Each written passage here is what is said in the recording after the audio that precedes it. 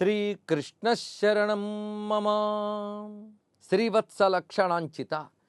శ్రీవత్సం అనేటువంటి చిహ్నాన్ని తన యొక్క వక్షస్థలంలో ధరించాడు కృష్ణమూర్తి. అదేవిధంగా శ్రీభావిత, లక్ష్మీదేవి చేత భావించుబడవాడు. లక్ష్మీదేవి నారాయణ యొక్క భక్తురాలు. ఆమె ఎల్లవేళలా ఆ కృష్ణునే భావిస్తున్నది, అందుకే శ్రీభావిత. దేవగంధర్వ సేవిత దివ్యాయుధ, దేవగంధర్వాదులచే సేవించబడుతూ దివ్యమైన శంఖచక్ర గదాది ఆయుధములు ధరించినవాడు. గోవత్సగణ సంవృత గోపాలవృత, ఆయన చుట్టూ లేగలున్నాయి, ఆ లేగల మధ్యలో ఆయన ఉన్నాడు. అదేవిధంగా గోపాలకులు కూడా ఆయన చుట్టూ ఉన్నారు. ఆ కనబడిన స్వరూపాన్ని బ్రహ్మదేవుడు యథాతథంగా చెప్తున్నాడు. గోవత్సగణ సంవృత గోపాలవృత. ఆ విధంగా గోవత్సలతోనూ గోపాలకులతోనూ కూడినటువంటి కృష్ణ అవ్యయ మునివందిత అచింతిత. అవ్యయ, తరుగుదల లేనటువంటి వాడు. స్త్రీ పుం నపుంసకాది భావాలకు అతీతమైన పరతత్వము. మునుల చేత నమస్కరింపబడుతూ అచింతిత, చింతనకు అందనటువంటి వాడు, అనగా ఊహకందనటువంటి తత్వము కలవాడు. భవ్య గోకుల నిరత. భవ్యం అంటే శ్రేష్టమని అర్థం. శ్రేష్టమైన గోకులంలో ఎల్లవేళలా సంచరించే హే గోపాలకృష్ణ. పీతాంబర, పీతాంబరము చేత చుట్టబడినవాడు, అందుకే పీతాంబర వీత అంటే పీతాంబరధారి. విధుసీత అంటే చంద్రుని వలె చల్లనేటువంటి వాడు, ఆహ్లాదకరమైన ప్రసన్న రూపంతో ఉన్నాడు కనుక విధుసీత అని చెప్పబడుతున్నాడు. విధు అనే మాటకు చంద్ర అని అర్థం. అఖిల తాత, తాత అంటే తండ్రి తాత ఇత్యాదర్థములు ఉన్నాయి, అంటే పెద్దవాడు కారణమైనవాడు అర్థం. అఖిల తాత అంటే సర్వజగత్తుకి తండ్రి వంటి వాడు, అందుకే అహం బీజప్రదప్పిత అని భగవద్గీతలో స్వామి చెప్పాడు. అఘవిఘాత అంటే పాపములను నశింపచేయువాడు. అర్జున సూత, అర్జునుడికి సారథైనటువంటి వాడు. అమరగీత, దేవతల చేత గానము చేయబడేవాడు. ఆగమజాత భాత అంటే వేదముల నుంచి ఉత్పన్నమయ్యే జ్ఞానాన్ని ప్రకాశించువాడు, వేద జ్ఞానాన్ని ప్రకాశింపజేయువాడు అని దీనికి అర్థం. పూర్ణేందు మండలానన, నిండు చంద్రుని వంటి సంపూర్ణ కళలు ఒలుకుతున్నటువంటి ముఖంతో ప్రకాశిస్తున్నవాడు. పురాతన, పురాతన అంటే ఏనాటివాడు. సృష్టికి ఒక ఆది ఉన్నది, ఆ ఆదే మనకు అందదు.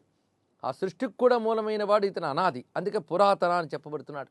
పూర్ణ సుపర్ణ వాహన, పూర్ణుడైనటువంటి స్వామి సుపర్ణ వాహనుడుగా ఉన్నటువంటి నారాయణుడే. సుపర్ణుడు అంటే గరుత్మంతుడు, గరుత్మంతుని వాహనముగా చేసుకున్నవాడా. వరానన, శ్రేష్టమైన వదనము కలవాడా. తీర్ణ సంసార మోహన, ఈ సంసార మోహాన్ని దాటించేటువంటి సమ్మోహనాకార. ధీరత్వానికి నివాసమైన వాడ. ధీరత్వం అంటే వికారములకు లొంగని తనాన్ని ధీరత్వం అంటారు. కర్ణకుండల శోభన, కమనీయమైనటువంటి కుండలములతో ప్రకాశిస్తున్నవాడు. కంజాసన వర్ణిత అనగా బ్రహ్మదేవుడి చేత వర్ణింపబడుతున్నాడు. ఇప్పుడు వర్ణిస్తుంది బ్రహ్మదేవుడే కనుక తనచే వర్ణింపబడుతున్న స్వామి అని కీర్తిస్తూ వర్ణిత వీర్య అంటే బ్రహ్మదేవుని చేత వర్ణింపబడిన పరాక్రమం కలవాడు. వామన గోపాలకృష్ణ, ఇక్కడ ఈ చిన్న రూపంతో ఉన్నటువంటి కృష్ణుని చూస్తూ ఉంటే బ్రహ్మదేవునికి వామన అవతారం గుర్తొచ్చింది. వామనుడు కూడా అంత చక్కగా ముద్దుగా వటు రూపంతో వచ్చినటువంటి వాడే, అందుకే వామన స్ఫురణ కూడా ఇక్కడికి వచ్చింది. పైగా వామనుడు అలా చూడ్డానికి చిన్నవాడిగా కనబడుతున్న త్రివిక్రముడే విజృంభించాడు. అదేవిధంగా నువ్వు నా ముందు చిన్నవాడిగా కనబడుతున్నప్పటికీ కూడా నీ యొక్క సంపూర్ణమైన విష్ణుత్వాన్ని త్రివిక్రమత్వంలా నాకు గోచరింపజేసి నా అజ్ఞానాన్ని గర్వాన్ని పోగొట్టేవయ్యా స్వామి అని చెప్పడం కోసమై వామన అనే సంబోధన ఇక్కడ నారాయణ తీర్థులు చక్కగా చేశారు. హే బాలగోపాల కృష్ణ దేవదేవ ప్రసీద. ఇలాగ ప్రసన్నుడు కమ్మని బ్రహ్మదేవుడు ప్రార్థించాడు. ఇక్కడ బ్రహ్మదేవుడు గొప్ప మాట అంటాడు. స్వామి నాకెందుకయ్యా ఈ బ్రహ్మపదాన్ని ఇచ్చావు? బ్రహ్మపదము కంటే గొప్ప పదం ఒకటి ఉన్నది, అది నాకు లభించలేదే. పోతన గారి ఈ భావాన్ని చాలా అద్భుతంగా చూపిస్తున్నారు భాగవతంలో.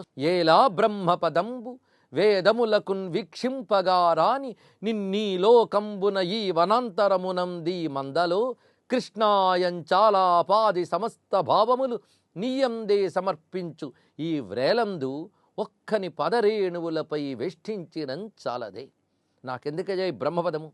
వేదములకు కూడా గోచరం కాని నిన్ను అతి సులభంగా ఈ భూలోకంలో, ఈ బృందావనంలో, ఈ మందలో సంపాదించారు ఈ గోపబాలకులందరూ. అలాగే వేదాలకు దొరకని వాడు ఇక్కడ సులభంగా కనబడుతున్న వీళ్ళకి. పైగా వారు నీతో ఎలా ఆడుకుంటున్నారంటే కృష్ణాయంచు ఆలాపాది సమస్త భావములు నీయందే సమర్పించి. ఈ వాక్యం చాలా అద్భుతంగా చెప్పారు పోతన గారు.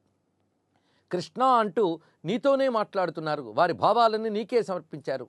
ఆలాపాది సమస్త భావములు, ఆలాపం అంటే మాట. ఇలాగ అన్ని భావాలు.